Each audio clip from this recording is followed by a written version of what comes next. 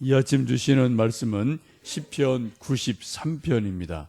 여호와께서 다스리시니 스스로 권위를 입으셨도다. 여호와께서 능력의 옷을 입으시며 띠를 띠셨으므로 세계도 견고히 서서 흔들리지 아니하는도다. 주의 보좌는 예로부터 견고히 섰으며 주는 영원부터 계셨나이다. 여호와여, 큰 물이 소리를 높였고 큰 물이 그 소리를 높였으니 큰 물이 그 물결을 높이나이다. 높이 계신 여호와의 능력은 많은 물소리와 바다의 큰 파도보다 크니이다. 여호와여, 주의 증거들이 매우 확실하고 거룩함이 주의 집에 합당하니 여호와는 영원 무궁하시리이다. 아멘. 시편 93편의 저자는 알 수가 없습니다.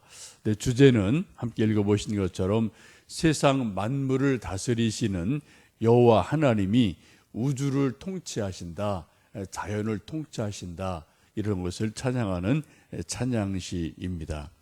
또 이제 다른 면에서 보면 하나님께서 만 왕의 왕으로 즉위하시는 것을 강조해서 어떤 학자들은 제왕시 혹은 왕이 즉위할 때 부른다 그래서 즉위시라고 이름을 붙이기도 합니다. 이 배경을 대략 다윗 왕이 통치할 때 하나님의 법궤를 좀 멀리 변방에 좀 방치되어 있다가 시온산으로 이제 모셔오게 되는데 이때 이 감격스러운 것을 찬양한 것으로 보기도 합니다. 이 전체 93편의 말씀을 보시면 하나님이 주권을 가지시고 친히 이 온 세상을 통치하신다라는 것을 찬양하는데 두 가지죠. 하나는 시간적으로 오늘 내일만이 아니라 영원부터 영원까지 하나님이 전체를 통치하신다. 또 어떤 그 공간으로 보면 어떤 예루살렘 또 이스라엘 그 자그마한 나라가 아니라 전 세계 또 전 우주까지도 하나님이 통치하신다라는 것을 말씀하고 있습니다. 하나님이 전지전능하시다, 무소부재하시다, 영원하시다, 하나님만이 크신 분이다, 이런 것을 찬양하는 시편입니다. 1절 2절을 한번 읽어보십니다. 여호와께서 다스리시니 스스로 권위를 입으셨도다. 여호와께서 능력의 옷을 입으시며 띠를 띠셨으므로 세계도 견고히 서서 흔들리지 아니하는도다.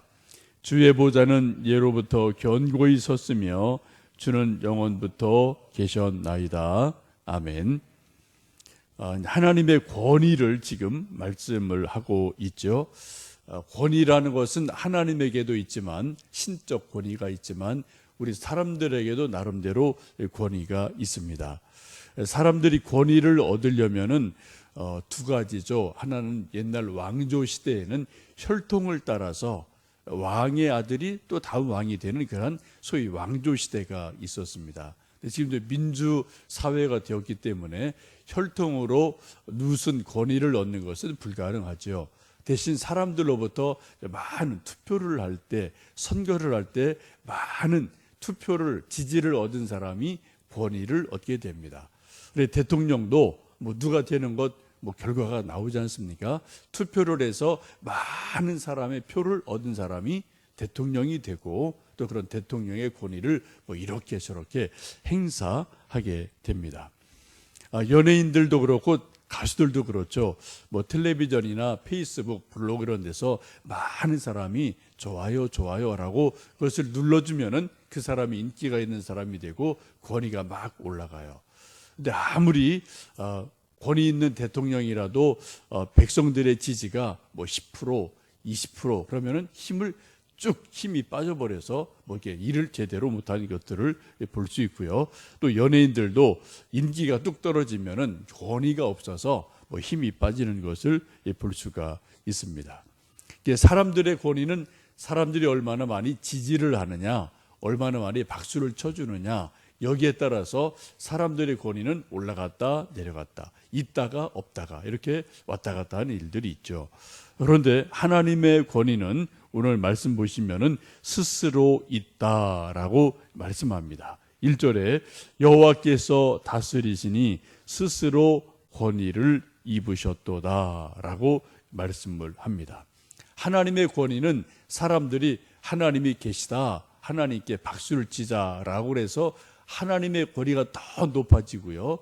또 사람들이 하나님 없어라고 무신론자들이 나온다고 그래서 하나님의 권위가 없어지는 것도 아니라는 것이죠. 하나님의 권위는 스스로 하나님의 권위를 갖고 계시다라고 말씀을 합니다. 모세가 출애굽기를 보면은 광야에서 하나님의 부르심을 받았을 때 모세가 하나님께 여쭙죠. 제가 가긴 갑니다만 그럼 백성들이 물을 것 아니겠습니까? 너를 누가 보냈느냐?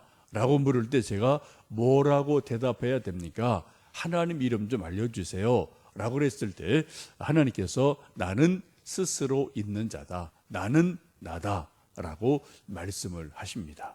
하나님이 자존자이심을, 절대자이심을, 신이심을 스스로 말씀하시면서 나는 나다. 더 이상 설명할 게 없다. 라고 말씀하시면서 하나님의 권위는 스스로 있다라고 말씀을 합니다.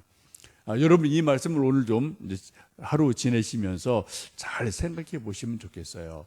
권위, 하나님의 권위는 어디에서 나올까? 오늘 성경 말씀에 있는 것처럼 하나님께서는 다스리시는데 스스로 권위를 입으셨다.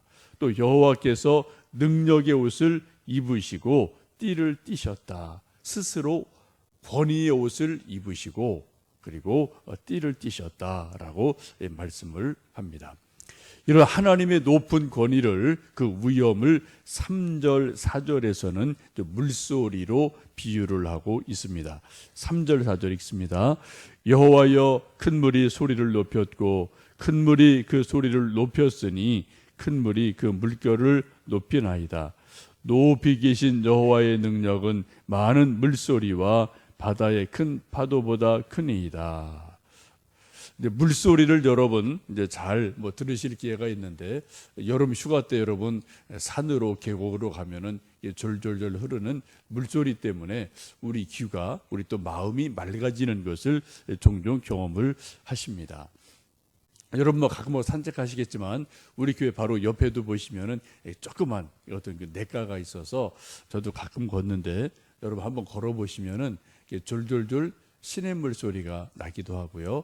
거기 또 물고기도 볼 때가 있고요. 또 오리도 볼 수가 있고 또 계절마다 어떤 꽃이 피고 풀이 나고 또 시들고 하는 것을 보면은 나름대로 어떤 사계절을 조그만 냇가에서 보실 수 있거든요.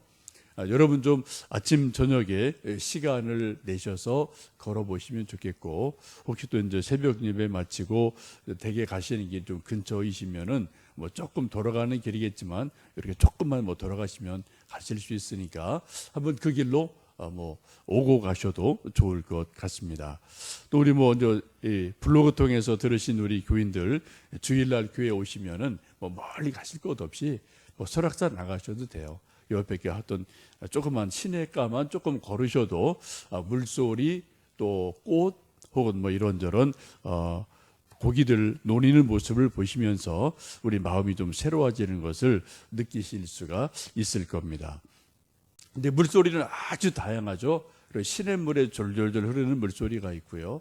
또 폭포를 가면 아주 시원하게 물이 떨어지는 그런 소리도 들으실 수 있고 혹시 여러분 나이아가라 가보셨겠지만 나이아가라 폭포를 가보시면은 규모가 이제 워낙 크고 또 물소리가 크니까 가까이 가면 이렇게 사람들 소리가 들리질 않잖아요. 막 소리를 질러야 되고요.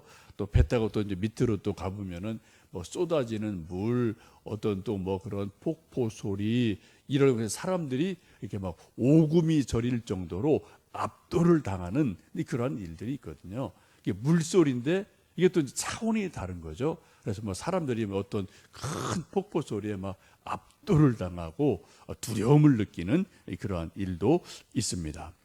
근데 바다를 가보면 여러분 찰싹거리는 작은 파도는 그냥 시원스럽게 편안하게 볼 수가 있는데 태풍이 막 불어오면서 파도가 너울거리면은 사람들이 두려움을 느낍니다. 파도가 막 몇몇 같이 치면은요, 뭐 여러분 뭐 뉴스에서 보시겠지만 차가 막 쓸려가고 사람이 빨려 들어가고 하여튼 뭐 뚝이 무너지고 집이 무너지고 배들이 뭐 엎어지는 이런 일들이 뭐 종종 태풍 보면은 있지 않습니까? 물소리도 이게 차원이 다른 거예요. 이런 시냇물 소리, 졸졸졸 흘러가는 소리, 또 커다란 폭포에서 쏟아지는 우람한 우렁찬 그런 소리, 또 파도에서 막 치고 들어오는 그런 어떤 파도 소리, 물결, 이런 것이 다 차원이 다르죠.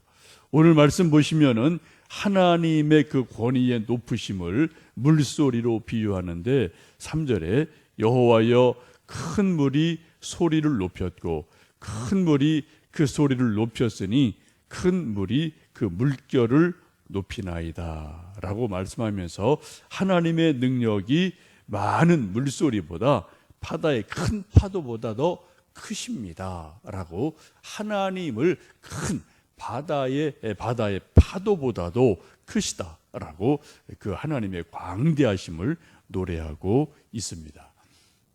하나님의 이런 크심을 물소리를 통해서 파도 소리를 통해서 경험을 하든 듣든 느낀 사람들은 자연 속에서 야, 하나님이 능력이 정말 대단하시구나 이런 것을 우리가 느낄 때가 있거든요. 이런 자연을 통해서 하나님의 크심을 느낄 때 하나님을 경외하는 마음이 더 새로워지고요, 더 진실해지고요, 정말 말 그대로 경외심을 갖는 일들이 일어나게 됩니다. 여러분 좀 자연을 잘 관찰하시고 좀 자연을 잘 이렇게 좀 보시고 들으시면은 그 자연 속에서 야, 정말 하나님이 정말 대단하시다, 정말 크시다 이런 것을 느끼실 수가 있을 겁니다. 시편 19편에 보면은 다윗이 그런 고백을 하죠. 하늘이 하나님의 영광을 선포하고 궁창이 그 손으로 하신 일을 나타내는도다 라고 찬양하면서 하늘에서 또 하나님 하신 일을 다윗이 찬양을 하고 또 고백을 하고 있습니다. 이제 좀 여름철이 시작이 되었는데 여러분 이번 여름철에 휴가를 좀 내시면 어디를 가실지 모르겠습니다. 그럼 두 가지를 뭐 권하고 싶은데요. 하나는 대천에 저희들 전교연 수련회가 있으니까 여러분 7월 28일, 29일 꼭 좀 휴가를 내시든 월차를 내시든 좀 함께 동행해 주시면 좋겠고요. 이제 대천에 가면 저도 이제 몇 번 가봤는데 이제 날씨에 따른 이제 그 파도 소리가 다르잖아요. 잔잔할 때가 있고 좀 태풍이 막 거세게 불면은 정말 뭐 그 파도가 나름대로 대단하게 몰아치는 것 볼 수 있거든요. 또 하나는 여러분 기회 되시면 좀 몽골을 좀 가보셔서 고비 사막을 한번 좀 가보시기를 권하고 싶습니다. 저도 오래전에 한번 가본 적이 있는데 몽골에서 보는 사막에서 보는 밤하늘의 그 광대함, 그 아름다움, 은하수, 어떤 별들의 그 찬란한 아름다운 모습을 지금도 기억을 하거든요. 한국에서는 이 별을 봐도 사실 별 볼 일이 없어요. 맨날 전기불이 있죠. 또 이게 좀 산 때문에 이게 좀 각도가 많이 나오질 않으니까 별 볼 일이 없고 용인에서도 뭐 이렇게 조금 좀 그죠. 이렇게 워낙 전기불이 많으니까 불빛 때문에 잘 안 보일 때가 많은데 몽골 가면 그냥 자연 그대로 원시 상태로 있으니까 하여튼 뭐 대단한 밤하늘을 볼 수가 있거든요. 한번 여러분 좀 기회가 되시 한번 가보시기를 원합니다.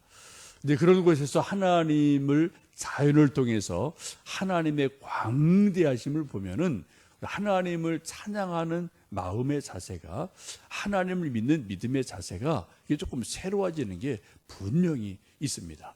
어쨌든 여러분 오늘 아침에 새벽에 오고 가면서 또 또 이제 노을이 질 때 산책을 하시면서 물소리 들으시면서 혹은 밤하늘의 별을 좀 보시면서 하나님의 광대하심을 느껴보시고 그러한 광대하심 속에서 하나님을 믿고 사랑하는 믿음이 더 커지셨으면 좋겠습니다. 그래서 5절에 그렇게 말하죠. 여호와여 주의 증거들이 매우 확실하고 거룩함이 주의 집에 합당하니 여호와는 영원 무궁하시리이다. 이런 자연의 증거를 통해서 하나님을 알게 될 때 그 증거가 너무 확실해서 너무 거룩해서 하나님을 부인할 수가 없습니다. 하나님의 집은 영원하십니다. 여호와는 영원 무궁토록 하나님이십니다. 그런 고백을 하게 됩니다. 오늘도 여러분 자연과 더불어서 또 하루를 지내시면서 자연 속에서 하나님의 광대하심, 하나님의 위대하심, 하나님의 크심, 하나님의 세밀하심, 하나님의 아름다우심, 이런 것들을 보고 느끼며 아까 찬송 불렀던 것처럼 주 하나님 지으신 모든 세계 내 마음속에 그리워 보며 또 하나님 찬양하고 더 사랑하고 의지하는 복된 하루 되시기를 주의 이름으로 축복합니다. 함께 기도하겠습니다.